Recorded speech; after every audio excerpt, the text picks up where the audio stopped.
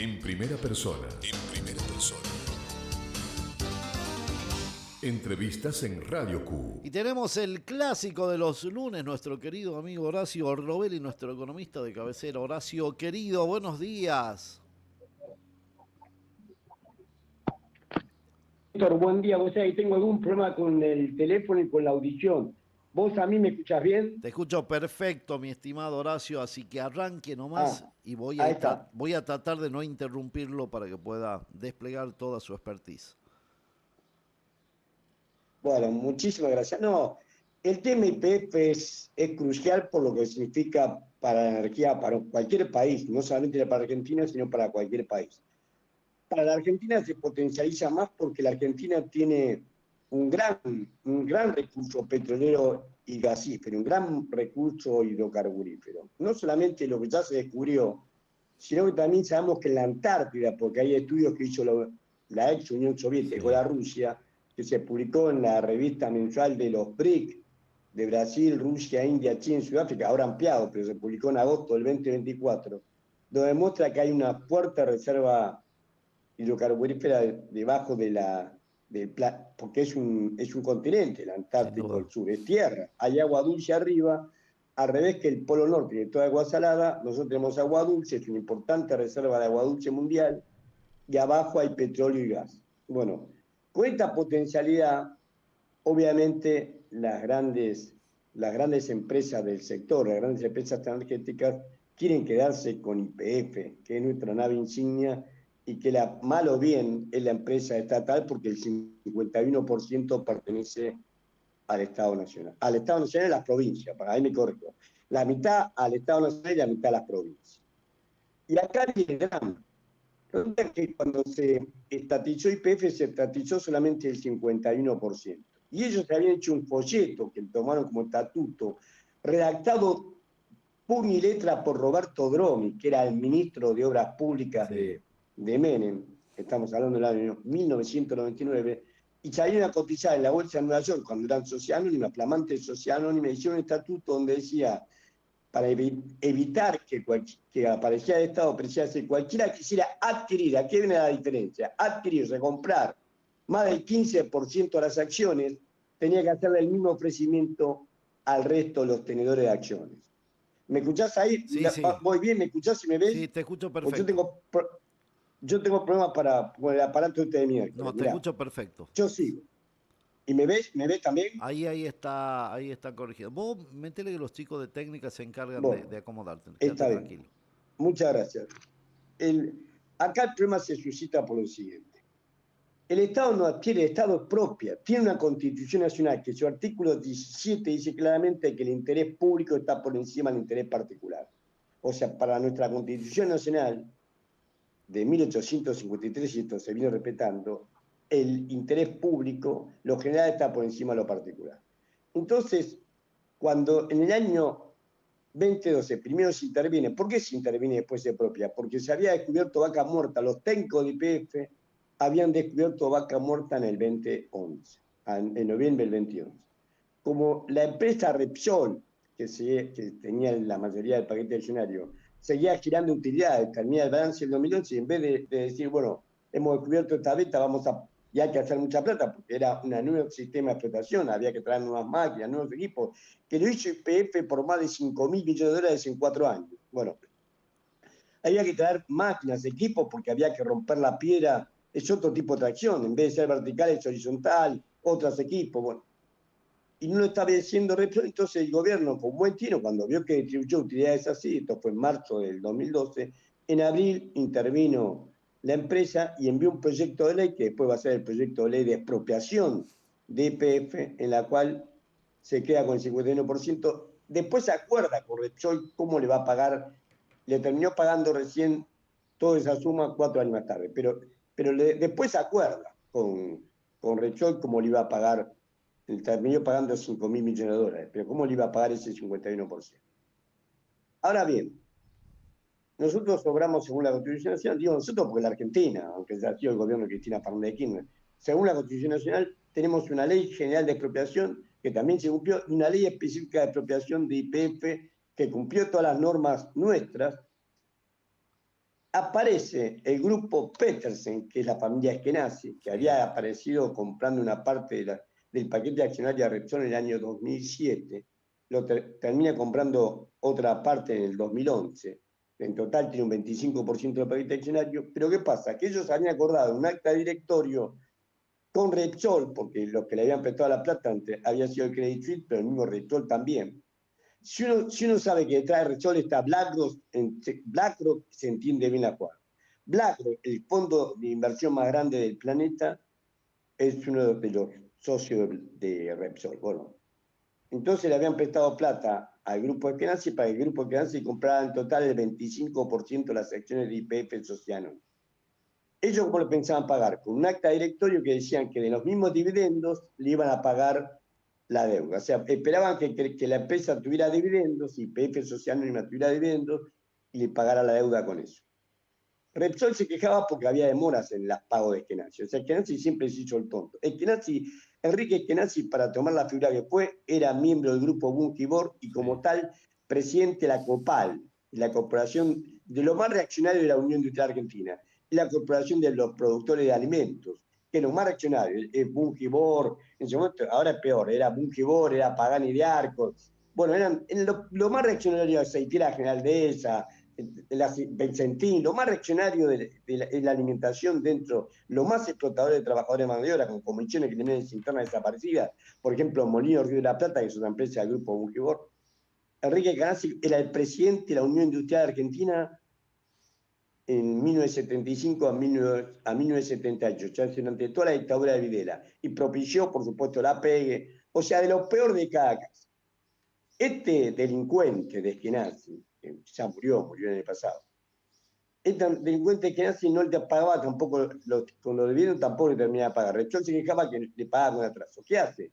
Cuando inicia el nuevo directorio, por supuesto, da lo primero que hace un directorio, y está avalado por la ley 19.550, se deja esta acta de directorio y se hace una nueva acta de directorio. La ley de sociedad, la ley 19.550, dice claramente que el nuevo directorio tiene facultades para anular las decisiones anteriores, pues un nuevo director anuló esa decisión y ahí hay nomás Eskenazi se presenta en España, donde está radicado Repsol, pero no YPF, y inicia juicio a YPF por no cumplir con ese proyecto, con el estatuto con el cual se fue a cotizar acciones en la época cuando se privatizó en Nueva York. Inicia juicio. El juicio no prospera, queda en la sala 3 de Madrid, pero en Europa, como Estados Unidos, se venden los juicios. No es como acá, que todavía tenemos una caracterización de que si vos te designan un juez, para poder remover ese juez, tienen que hacerle demostrar que hay parcialidad en el juez, etcétera, etcétera. Acá no. Acá se compran y se venden los lugares de los juicios. Así es de penal el sistema judicial en Europa y en Estados Unidos. Aparece Woodford Capital, que es un gran estudio inglés que se dedica a hacer esto, le compra el juicio, en realidad le compra el 70%, el 30% sigue estando en la familia que nace, le paga 18 millones de euros, en ese momento unos 17 millones de dólares. Le paga por 70% para ese juicio. Le hace el juicio a la Argentina y lleva el juicio a donde más facilidades tienen contra la Argentina, al distrito sur de Manhattan, sí, donde ya se ha muerto el juez Tomás Grisa, que fue el que hizo el juicio contra nosotros, y que avaló Sergio Massa, porque lo aprobó la Cámara de Diputados. Tuvieron que hacerlo por ley, precisamente por lo que estamos contando, porque vos tenés una Constitución Nacional que te permite la expropiación y tenés leyes específicas que permiten lo que se hizo. En los dos canjes que había hecho Néstor Kirchner quedaron afuera el grupo Paul Sinker y otros, habían quedado afuera y las leyes nuestras eran claras, si no entraba el canje, no entraba más. Tuvieron que reverlo por otra ley, por eso una ley que votó Massa, Sergio Massa le apoyó a Macri y le pagamos casi 10.000 millones de dólares a los fondos buitres. Decían que si no la Argentina no se insertaba en los mercados de capitales. La misma mentira que dicen ahora. Si no le pagamos YPF, vamos a quedar afuera de los mercados de capitales. Estas estupideces que dicen siempre para justificar lo injustificable. Y se pagaron casi 10.000 millones de dólares. Y ahora quieren hacer lo mismo, pero por más plata. La jueza Loreta Presca, te digo, la compra en el 2015, el grupo Buford le compra en el año 2015 al grupo Petersen, le compra el juicio, lo radica en Manhattan. La jueza Loreta Presca falla en noviembre del 2023 contra la Argentina diciendo que se le debe a este grupo, en realidad se le debe a todos los 49% restantes, pero a este grupo, que fue el que inició el juicio, Woodford Capital, y a otro grupo menor que se llama Eton Park, se le debe a los dos 16.000 millones de dólares. No 16 millones de dólares, 16.000 millones de dólares. El valor del libro de YPF al 30 de junio es en pesos, porque convertido en dólares nos llega a 13.300, el 100% de la empresa. Claro.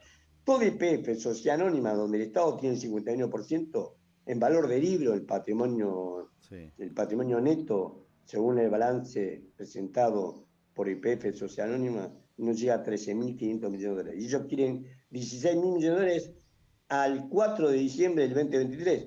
De ahí hasta que se pague, hay que pagar encima unos intereses del 4,52% anual en dólares. Desde el 4 de diciembre del 2023 hasta que se pague hasta el último dólar, esto es la sentencia de la jueza, hay que pagarle el 4,52% anual en dólares. Por supuesto, Ahora, es un juicio. te hago una pregunta, Sí, te hago una pregunta, decime. que es sentido común. Digamos, vos contaste todo, digamos, el trayecto de esta historia que parece una telenovela con intereses de por medio de muchos argentinos, también hay que decirlo, porque no es tampoco que los malos son los de afuera, también hay muchos intereses de argentinos en esta contienda. Y la pregunta es la siguiente: ¿por qué nuestra Constitución, vos me decías por esta ley que permite, o por los contratos que se hacen, permite que cualquier juzgado menor, porque hay que decirlo, y lo hablamos en el momento que estaba Griesa, no es un juzgado que dirime cuestiones internacionales, es un juzgado menor de Estados Unidos, puede interferir en la soberanía de nuestro país? Entonces empecemos a hacerle juicio a Estados Unidos en los tribunales de Argentina. Exacto. Esa es una ley de derecho internacional. Ningún Estado puede ser juzgado por otro. Es verdad. Ahora, ¿cuál es el problema que hay acá? Que ellos se agarran del estatuto, y el estatuto decía que, esto que estoy diciendo, Sí, el artículo 7 de ese estatuto decía que ningún adquirente de acciones podía ofrecer más de un 15% del paquete accionario si no le ofrecía las mismas condiciones al resto de los tenedores de acciones. Y ellos se agarran de ahí y dice, porque dicho, la Argentina hizo la presentación en su momento, hicieron, en realidad todos los jefes de abogados nuestros, el Procurador General del Tesoro, todos, todos, inclusive en la época de Cambiemos, que estaba Sarabia Frías, o en la época cuando inició Menem, que lo pusieron a Barra fue el del Persalto, o sea, sí, sí, sí. no es una joyita, pero sin embargo, todos ellos defendieron este principio que está diciendo vos. Todos ellos hasta ahí, por eso lo echan a Barra. ¿Por qué? Porque le dicen, no, no puede ser que encima es un juzgado municipal, porque Manhattan Claro, es un por eso. municipio Claro. dentro del estado de Nueva York. Es lo mismo que la provincia de Tucumán y haga juicio de Yerbabuena. Claro, Está bien, Yerbabuena es muy importante, lo que quiera. es un juez de falta, por decirlo, para que la gente Exacto, es un lo juez de falta, es un interprete. juez municipal. Pero claro, es Manhattan, que es la capital financiera del Sí, mundo, y se mete en los temas financieros. Por eso no nos llama la atención que vaya ahí, porque todos los temas siempre pasa a favor de los acreedores. sin Pero duda. esta es la característica saliente. Cuando va a Manhattan, ya sabemos que ahí hay coima, hay corrupción, y va a pasar en contra del país o aquel que le hace el juicio a estos grandes grupos que Te por hago eso tienen otra acceso ahí. pregunta. ¿Hay antecedentes que le hagan lo mismo a otros países? Sí, a todos los países pobres del mundo, a Bien. todos los países pobres del mundo, a todos los países de África, de América Latina, de Asia, marginal también, no a China, pero sí inclusive a los países que son aliados de ellos. O sea, Ah, sí, sí, le hacen. Esta es la característica que tiene Manhattan en particular y la justicia de Estados Unidos en particular. O sea, primero es el ciudadano norteamericano. Esto sin duda. Bueno, el en problema es papel, el derecho. pero los carneros somos nosotros que permitimos que se litigue afuera porque eso lo escribimos o lo firmamos en papeles. Así que ese es el punto central de esta historia, de un déjà vu que ya la vivimos cuando estaba Griesa, como bien decías vos. En estos dos últimos minutos que nos quedan, Horacio, haceme una síntesis de cómo crees que va a ser el proceso, porque al fin y al cabo lo decís claramente. Los que iniciaron juicio no pagaron nunca, en el caso de la Esquinacia Repsol, ahora se ponen, lo vendieron por 2 mangos, bueno, 2 mangos, 15 millones, bueno, no son 2 mangos, pero ahora piden el doble de lo que vale, digamos, sus acciones, porque si 13.000 millones es el valor total de YPF y tienen el 40 y chirola, eh, no puede valer o exigir 16.000 más intereses. En esta macabra sensación de que te agarran de pelotudo a todos los argentinos y a YPF pensando en lo que es vaca muerta, porque también hay que decirlo, y lo dijiste muy claramente vos, si no se estatizaba YPF, no se hacían las inversiones para vaca muerta. Exactamente. Y por Digamos, eso hay que decirlo. Ya YPF, las inversiones quieren quedarse ellos por nada. Pero ahora te digo una cosa, mirá. Sí. Yo no te digo yo te digo lo que está haciendo el gobierno. El gobierno está trabajando. Hay un argentino que se llama Gerardo Gerri, le dicen, Gerardo Mato, que es el hombre de enlace de Bull for Capital con Caputo. Gerardo Gerri Mato, ¿te acordás cuando fue la campaña en septiembre del 2023 fueron Juan Napoli y Darío Eiten, que eran los representantes financieros de Milei para financiar la campaña de Milei? Septiembre del 2023 fueron a la mansión que tiene él también, cerca de la casa de Caputo, en las afueras de Nueva York, y se encontraron en la casa de Gerardo Gerri Mato, que es un argentino, que llegó a ser el jefe del HSBC en Estados Unidos, en Nueva York. El HSBC es un banco cuyos principales dueños son BlackRock y Vanguard. Hoy, como está acusado de lavado de dinero, etcétera, etcétera, se fusiona, por ejemplo, en Argentina con el Banco Galicia. Y en todos los lugares del mundo se fusiona con un banco que lo cubre. En el Banco Galicia, BlackRock tiene el 18,8% del paquete accionario antes de sumar HSBC. O sea, es como el huevo de la serpiente que está en todos lados. Entonces, por eso te digo, no olvidemos que detrás de todo esto está BlackRock. Gerardo Gerri Mato ya tuvo 6 reuniones con Caputo. Ahora, ¿cuál es el problema que tiene Caputo? Caputo quiere pagar, porque dice, no, la única forma que ellos quieren seguir endeudando, no, la única forma que nos den crédito es que solucionemos como quieren ellos, el tema YPF. No van a pagar, dicen, van a llegar a un acuerdo y van a decir, mirá, pagamos 8.000, o 9.000 o 10.000, una barbaridad, porque no tenía que pagar un peso. Y pagamos 8.000 o 9.000 o 10.000 millones de dólares de seguro. Entonces él va a vender. Pero ¿qué pasa? Que como este gobierno, salvo que lo manden en el presupuesto 2026, que ahí va a ser un escándalo. Pero como este gobierno no está autorizado, porque el presupuesto 2023 no contemplaba este aumento de 8.000, 10.000 o 16.000 millones de dólares por el pago de YPF, tienen que hacer un proyecto de ley específico sobre este tema para autorizarlo, porque mi ley no es el dueño del país. Entonces, como tiene que autorizarlo el Congreso, y necesita las 2/3 partes de los mismos. ¿Por qué? Porque la ley de expropiación nuestra fue votada por amplia mayoría. Sí. Entonces, para poder revocarla, tenés que tener 2/3 de los senadores y 2/3 de los diputados.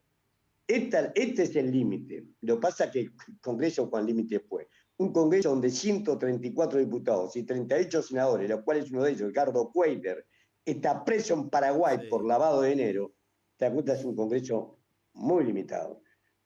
Estamos en riesgo, pero teóricamente tendríamos la defensa de la Constitución que nos dice que el Congreso tendría que autorizar con la mayoría especial de 2/3 de cada Cámara una ley de ampliación de la deuda del presupuesto para pagar la YPF y una ley para modificar la ley de expropiación que dio vigencia a la intervención en YPF. Mi estimado amigo, un abrazo grande, cuídate mucho, buen fin de semana. Muchas gracias, querido. Buena semana, no buen fin de semana, buena semana. Sí. Y no te hablé de... Bueno, el 9 de julio es el Día de la Independencia y es feriado. Bueno, y no te hablé de nada que tenga que ver con nada. No, te pido por Dios. Habíamos quedado así. Abrazo es amargante grande. Todo. Abrazo grande. Un gran abrazo. Pasaba Horacio Robelli, nuestro economista de cabecera.